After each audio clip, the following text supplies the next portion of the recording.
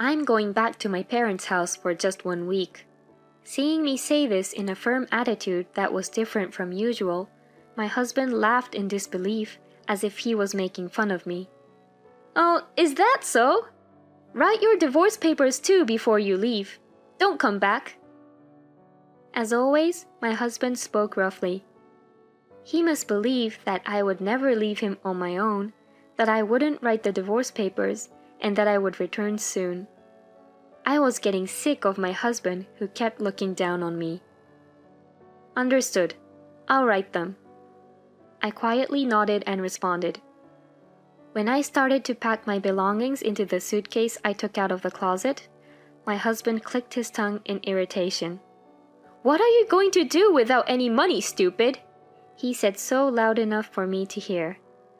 I ignored my husband like that and tightly grasped the envelope I had in my pocket. "I'm currently 55 years old and my name is Amy. My husband John is 4 years older than me. We live together as a couple.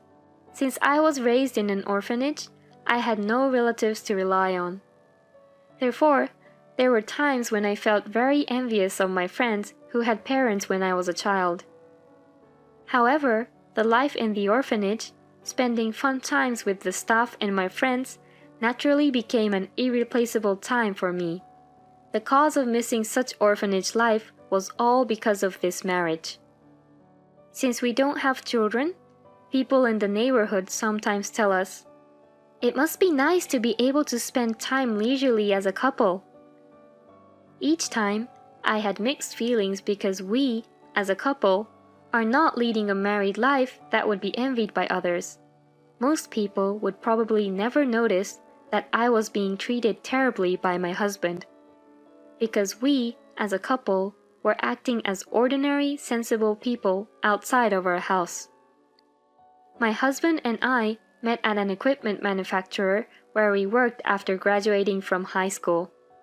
I was a high school graduate and my husband was a university graduate, but we joined the company at the same time. I was assigned to a factory to manufacture parts as a high school graduate, and my husband worked at the head office as a salesman as a university graduate. When I joined the company, I had met him once during the new employee training, but we were not close enough to talk to each other because he was 4 years older than me. His sharp eyes and neat noseline were exactly my type in men. However, due to my gloomy personality, I was too busy adjusting to the new environment. In such a state, there was no way I could initiate a conversation with an older man. As I indulged in the fantasy of, "It would be nice if we could talk someday," my husband, who had been assigned to the sales department, came to visit the factory. Salespeople need to know the manufacturing process at the factory in order to have a thorough understanding of our company's products. Probably, my husband visited the factory for the sake of learning as well. Donned in work clothes and dealing with the task mechanically, I was surprised when my husband approached me and asked, "Aren't you Amy?" Although we hadn't met or talked since the new employee training, he recognized me even though my hairstyle was hidden by my work clothes. I couldn't believe it. "Yes, you're John, right?" "Exactly. We're the same batch. We couldn't talk much during the training. Nice to meet you again." John, being older, spoke to me in a friendly manner. I was so happy that I felt like jumping up, and it was all I could do to keep my composure. Although he wasn't someone I admired, it felt like a dream to be spoken to by a man I liked. After that, whenever John visited the factory, he would come to me and start a conversation. Although there were questions about the product, there were also times when we had a private conversation in a low voice so that others couldn't hear. Since we couldn't talk freely during work, John invited me to dinner. I felt a joy that seemed to overflow from my entire body. After having a meal with John, we naturally developed a relationship as we met and dated several times. and in our 5th year since joining the company, we decided to register our marriage. Now that we're married, why don't you quit your job and become a full-time housewife? I want you to support me by staying at home. If that's what you want, then I'll do it. Filled with happiness and joy of being with the person I loved, I agreed to my husband's, "I want you to quit your job." At the young age of 23, many people in the workplace were retiring due to marriage, and I myself didn't have much attachment to my job. That's why I easily replied to my husband's request without much consideration, not knowing that this choice would derail my future life. After getting married, my life revolved around housework. For about the first year, I was able to live a trouble-free newlywed life. I served dinner to my husband when he came home tired and had him take a bath.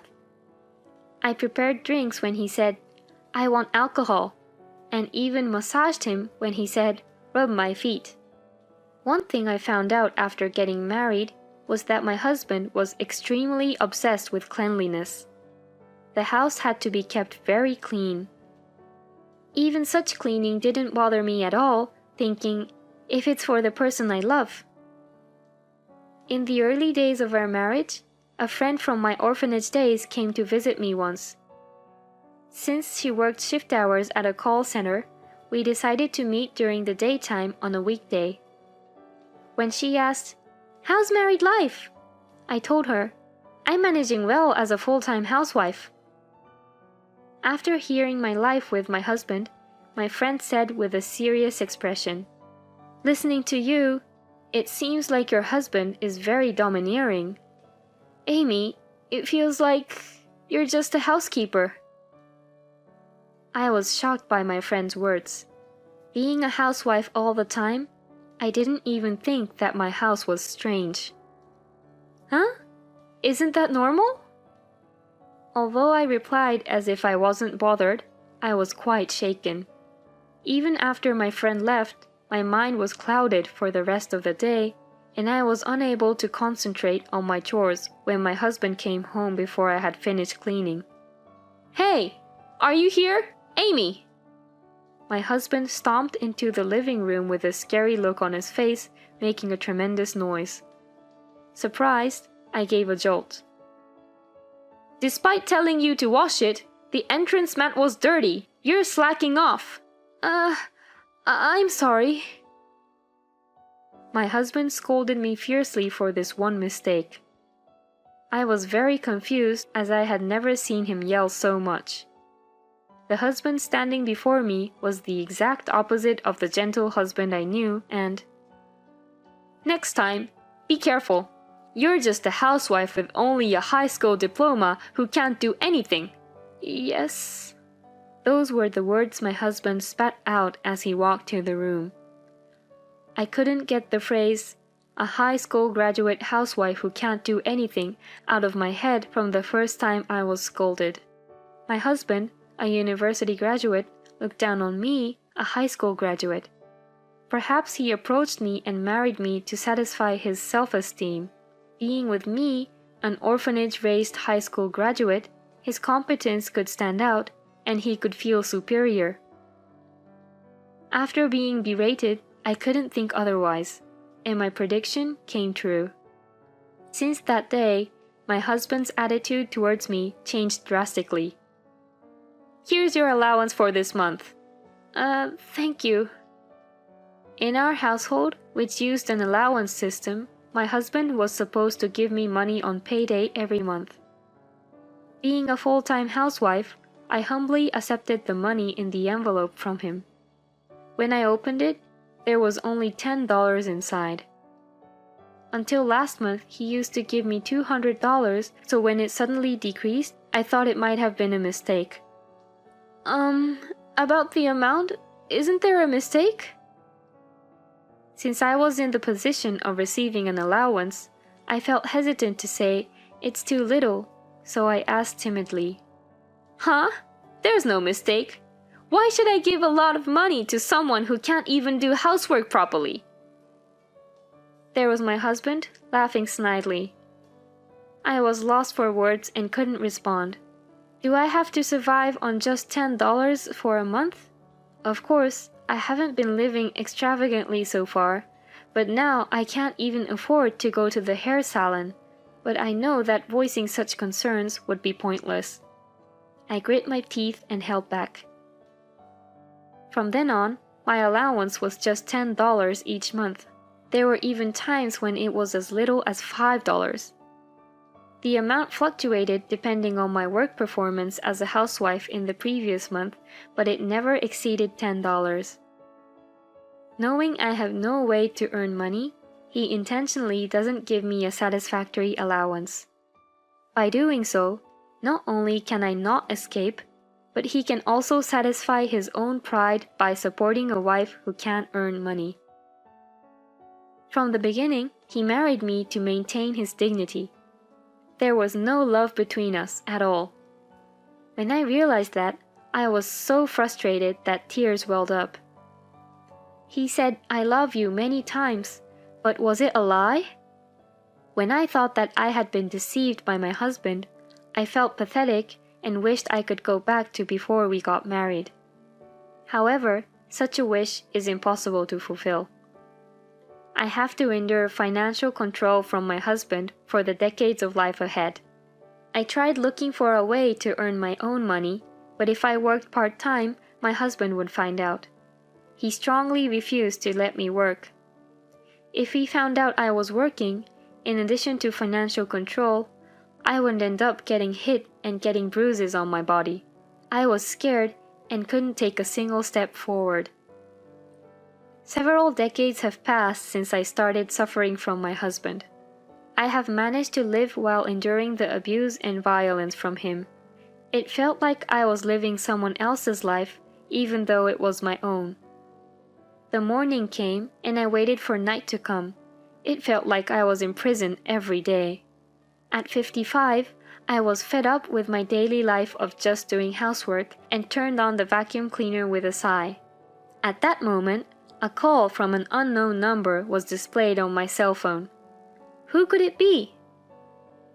In the early days of my marriage, I used to receive calls from former colleagues and friends from the orphanage, but in recent years, there have been none at all. The occasional calls I do get are basically only from telemarketers. Hello? I answered the phone thinking it was probably another sales call, but it was a call from an unexpected person. Hello, is this Amy? It's me. The voice calling my name with a raspy voice was surprisingly my father-in-law. Father-in-law? It's been a long time. What brings you to call all of a sudden? Actually, I've been thinking about returning to Japan. My in-laws have been living in America for a long time. They worked there from the time they were salaried workers, and after retirement, they decided to live there permanently because they liked the lifestyle. However, due to the impact of a pandemic, we had been unable to meet at all recently. But it seems that things have calmed down recently, and they are thinking of returning to Japan. Wow, really? Of course, I would love to see you! Actually, I had a good relationship with my in-laws. If you need anything, feel free to ask. They reached out to me like that. They probably think of me as their own child. Having no family of my own, I was so happy about the warm call from my father-in-law that I almost cried. From my situation, father-in-law, who has good intuition, asked, "Are you having trouble with something? You should talk about it." I was a little hesitant, but I told father-in-law everything about the constraints and verbal abuse my husband had put on me up to now. What? That idiot son of mine! My father-in-law, who had been listening to my story, was so angry that he seemed about to explode. I felt relieved that I was finally able to confess my feelings and reality to someone. I'm sorry that I couldn't be of any help to you, Amy. From now on, I want you to rely on me. I've been thinking that I've had enough of living in America. My wife and I are going to return to Japan, so you can rely on us anytime. Thank you so much! When I think about my in-laws coming back to Japan, I strangely feel encouraged. I might be able to live without obeying my husband. Suddenly, such hope descended upon me, and my heart was pounding. That day, after hearing that my in-laws would return to Japan, I was so distracted that dinner was delayed. As it happens, my husband came home earlier than usual. It seems that he didn't have much to do at work. Thinking that it was bad, I braced myself with one eye closed. What are you doing? Dinner isn't ready yet. As expected, my husband got angry right away and glared at me with a demonic expression. He looked like he would swing his hand at any moment. Reflexively, I took a step back. However, the words father-in-law told me on the phone earlier are echoing in my head. You can rely on me anytime. Father-in-law's words pushed me back and became my strength. I can't bear this life anymore. I'm going home for just a week. My husband laughed dismissively at my uncharacteristically resolute demeanor. Huh? Where is your home? An orphanage? Write your divorce papers before you leave then. Don't come back ever again. His words were as rough as always. He probably thought, she won't write the divorce papers that easily. She'll give up and come back soon. I was fed up with his condescending attitude. I understand. I quietly nodded. I picked up the pen and started to write on the divorce papers that were thrust in front of me. My husband, seeing this, asked, "Are you serious?" He looked at me, trembling. He had threatened me with divorce papers several times before.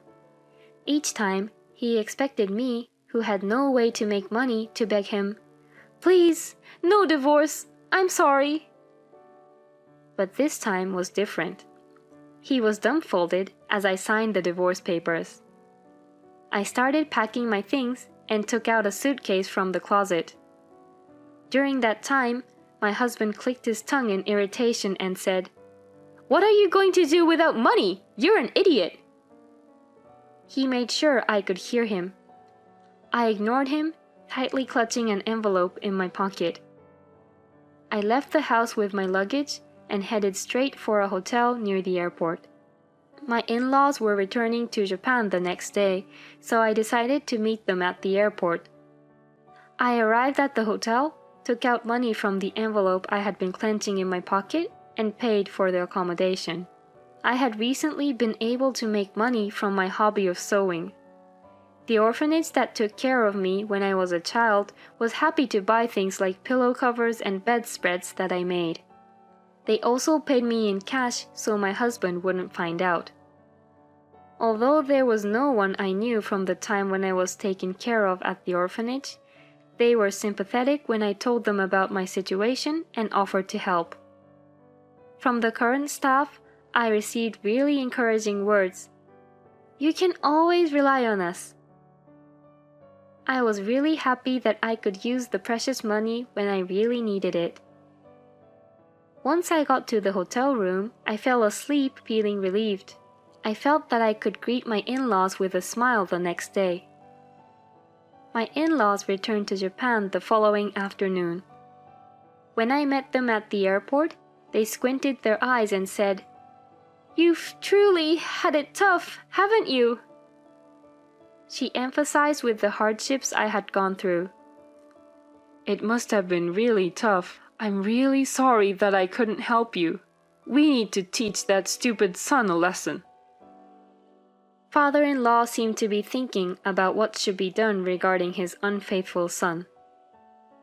After putting my luggage in my in-laws' house, I immediately headed to the city office.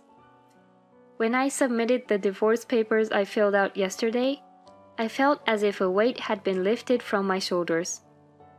Now I am a stranger to my husband. I savored the joy and happiness of being free.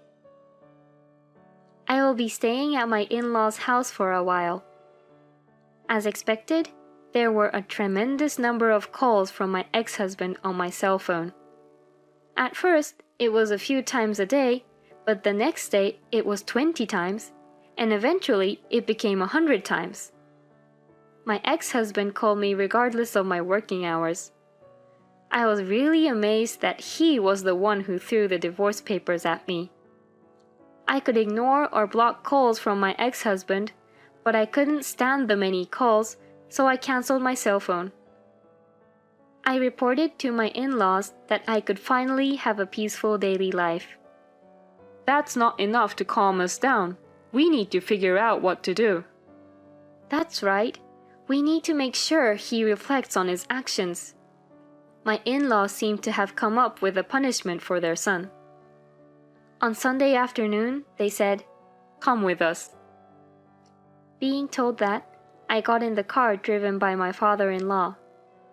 I wonder where we're going, I thought, but the car drove along a familiar road and arrived at the condominium where my ex-husband lived.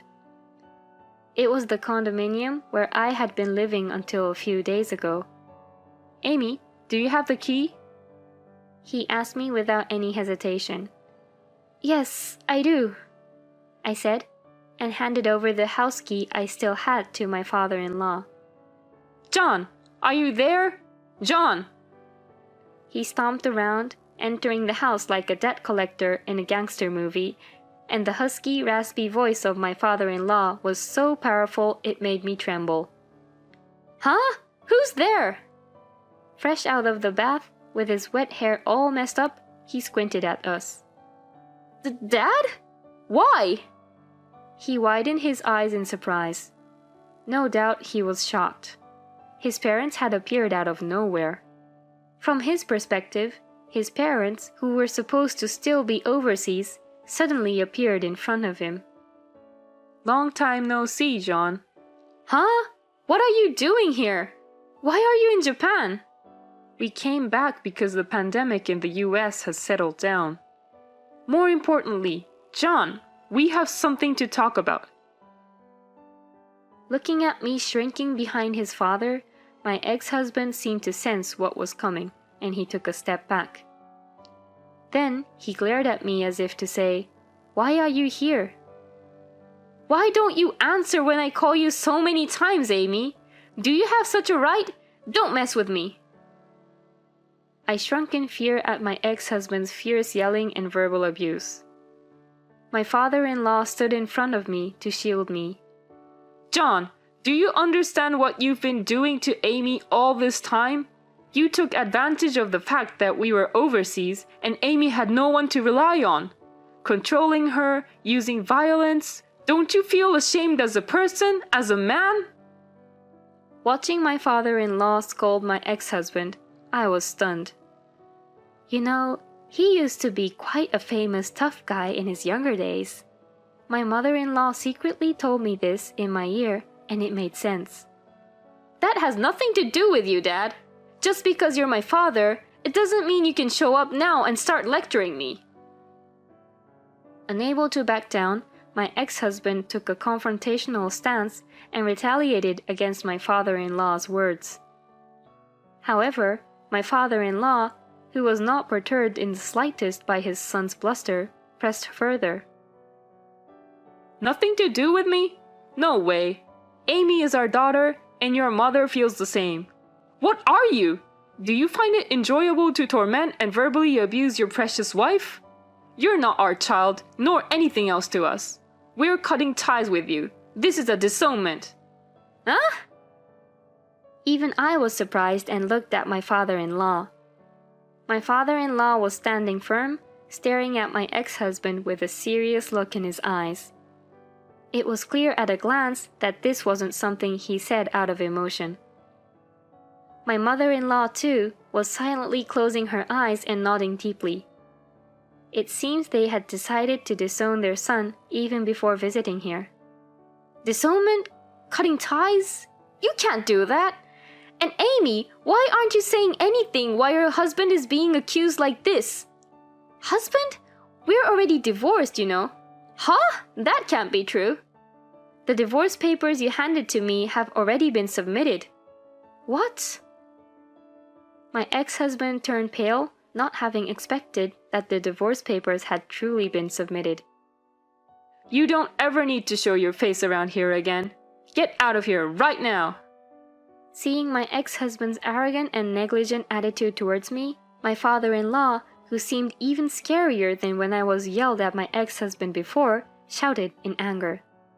Ah! My ex-husband, his wet hair flying wildly, disappeared from our home. This house was actually owned by my father-in-law. At the beginning of our marriage, we didn't have much money, so we were taken care of in a property owned by my father-in-law. And for the past 20-some years, we continued to live in the same house under their care. Thus, my ex-husband was literally kicked out of the house. You're an incredible person, father-in-law! It's been a while since I let my true nature out. In the past, doing things like this was an everyday occurrence. My father-in-law's hearty laughter made me and my mother-in-law laugh together. It felt like the first time I had genuinely laughed since separating from my ex-husband. Afterwards, my ex-husband, who lost his home, started living in a run-down old apartment. Unbeknownst to me, my ex-husband was on the verge of being fired from his company due to misconduct. He managed to convince his boss to keep him as a full-time employee, but his position was stripped and he was demoted back to a regular worker. Furthermore, he was transferred from the sales department to factory work. With his salary cut, he could only afford a cheap apartment with no bath or balcony. I felt relieved that I had gotten divorced before this happened. As for me, I am in the process of being adopted thanks to the suggestion of my in-laws. I was surprised at first, but since I don't have any parents, I was very happy about this proposal and accepted immediately without hesitation. My father-in-law and ex-husband ended up severing their parent-child relationship after all. My in-laws, who were actually quite wealthy, could foresee my ex-husband relying on them if they didn't cut ties, so they did it to avoid that. Under my in-laws, my parents, I am living a life of ease and happiness. Furthermore, I continue to pursue my hobby of sewing, creating items needed at orphanages. The staff still purchase the items I make. Lately, not only for orphanages, I've started creating bags and clothing to sell online. There are still few customers, but thankfully there are many good reviews, and I expect the number of sales to increase in the future. Being able to be with my kind parents and enjoy my freedom to work, I am truly happy now.